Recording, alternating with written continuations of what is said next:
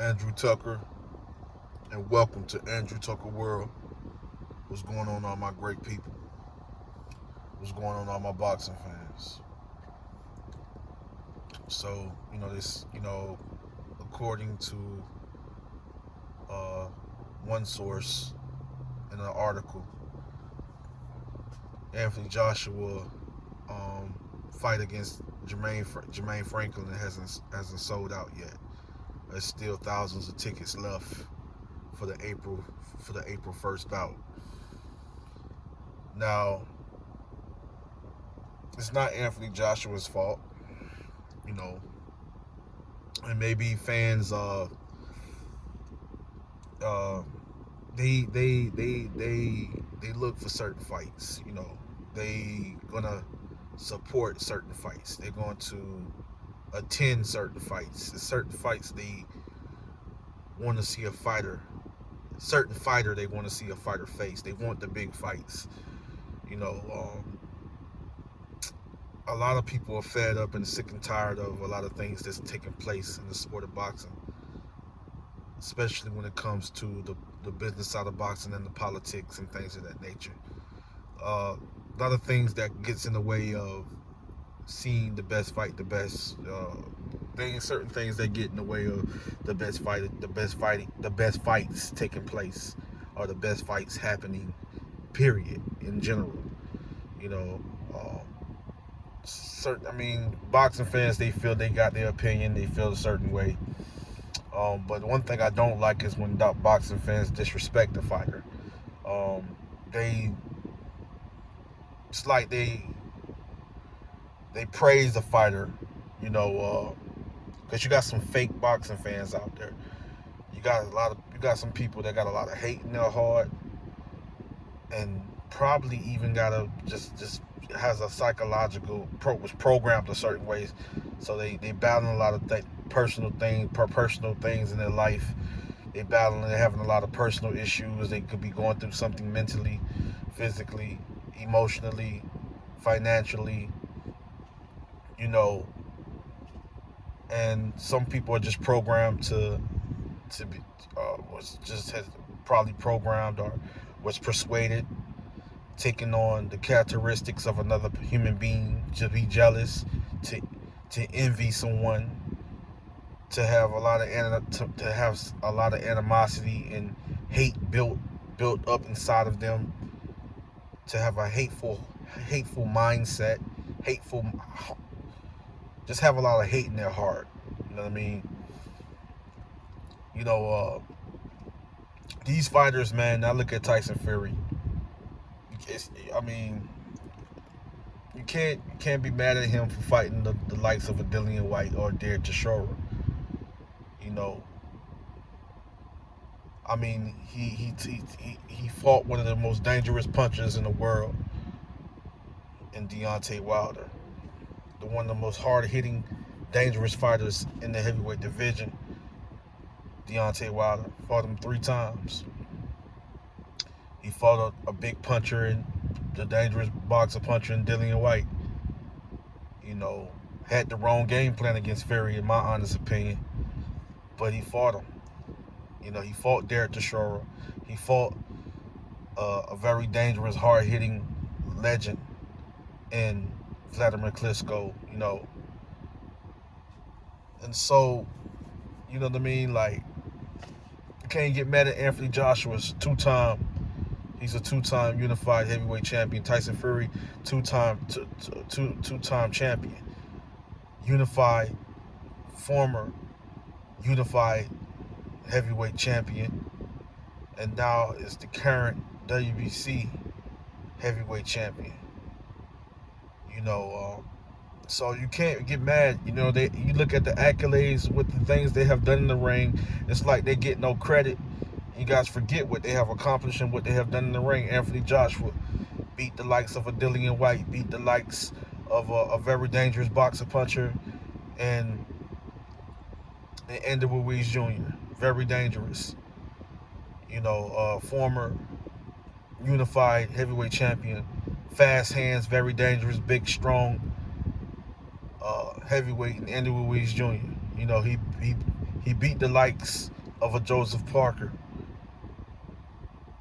He beat the likes, of a very hard-hitting, very dangerous Alexander Povetkin, and a much even dangerous and slightly younger Alexander Povetkin.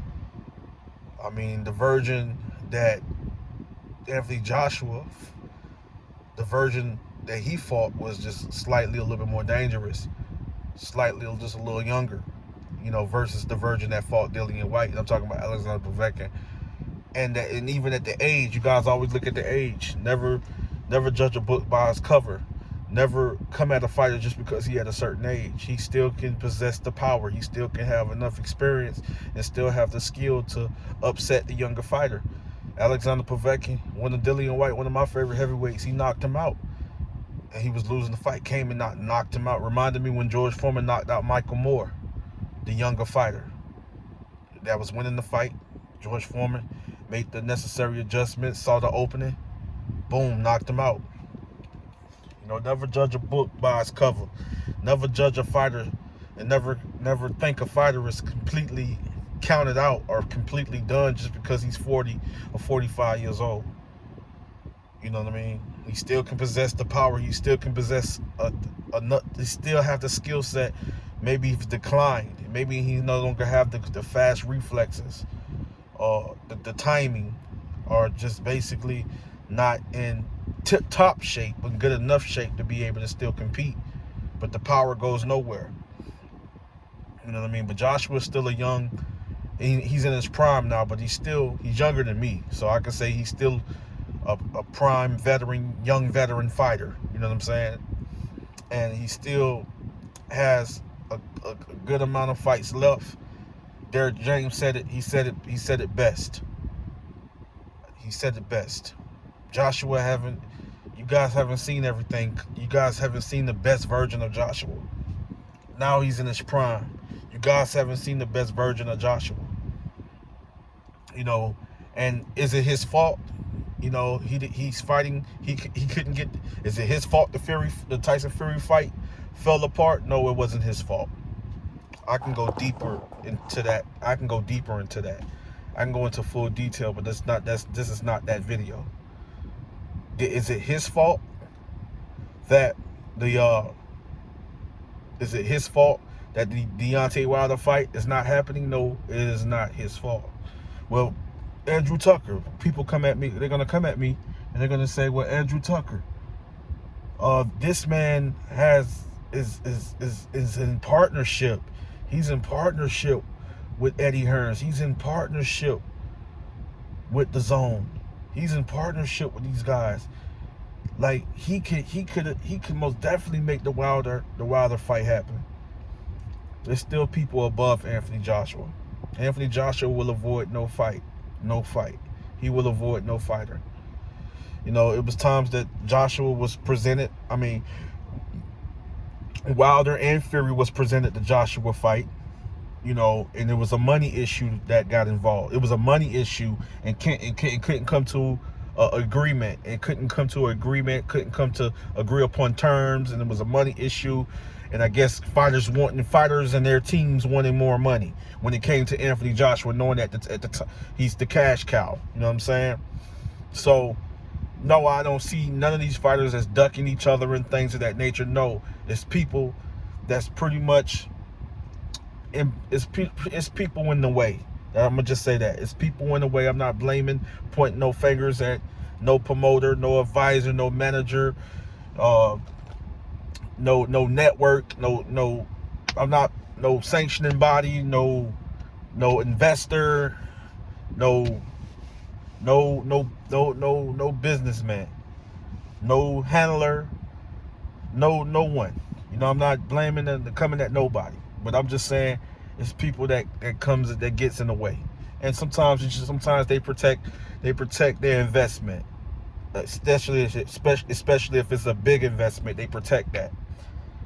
But I just know that people feeling some type of way. They feeling some type of way about the Joshua and the Franklin fight. I think it's a good fight. I think it's a good tune-up fight Joshua to get back, get himself back in position to once again to face the top guys, the top fighters out there. Once again, get back in position to not just probably put himself in the position to become champion again or unified champion, but maybe in position to become undisputed champion. And there James says, y'all haven't seen the best version of Joshua. You guys haven't seen the best version of Joshua yet. Joshua has gotten even better, since the end of the week, the second end of the week's junior fight, since the Pulev that fight, since the Pulev fight. I'm gonna tell you how he's gotten better, because Alexander Usyk to me is skill wise the best. I don't care what nobody got. I don't care how nobody feel. I respect your opinion, but I'm just. This is what I feel. My opinion. I respect your opinion. This is my opinion. But I feel like Alexander Usyk is the best skill wise. When it comes to skill set, fundamentals, I think he is the best heavyweight right now in the heavyweight division. Tyson Fury is also one of the best heavyweights. Anthony Joshua, one of the best heavyweights. Deontay Wilder, one of the best heavyweights. Andy Ruiz Jr., Joe Joyce, Joseph Parker, Dillian White. Jermaine Franklin, he's up there. He's up there with those guys. Effie Ajaba. Philip Herkovich. You got Daniel Dubois. Frank Sanchez. A lot of great heavyweights up there. Alan Babick. A lot of tough, dangerous guys up there, man. Joseph Parker. I can keep naming. A lot of tough guys still up there. A lot of young, up-and-coming heavyweights. Big baby Jared Anderson. Gerard Anderson, forgive me if I'm jacking his name up, but you got a lot of tough guys up there, young guys up there now, young guys and veterans up there, veterans, young veterans and veterans up there, and young guys up there, young contenders, up there now. You know what I mean?